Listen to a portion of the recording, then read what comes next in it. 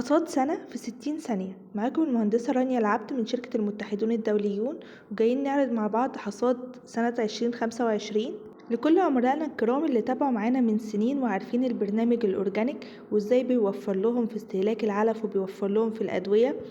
لأن مش هدفنا نبيع أدوية وخلاص، احنا هدفنا ازاي نقلل الخسارة وكمان نوفر على المربي. عشان كده دعمنا المربيين كلهم مجانا، العنابر الكبيرة والصغيرة. كمان عملنا فيديوهات عشان المعلومات الصح توصل للمربي، غير ان احنا كمان صورنا من على ارض الواقع ومش كلام نظري. كل المربيين اللي كانوا بيتابعوا معانا عملوا لنا فيديوهات وريفيوهات عن رأيهم في الأدوية وازاي تابعنا معاهم. غير كده كمان عملنا فيديوهات كتيرة جدا عن الأمراض وازاي نتعامل معاها، وكمان عن التشريح. شغلنا كمان ما كانش بس على التسمين، لا احنا كنا شغالين على البياض والبلدي والرومي والحمام وجميع المواشي.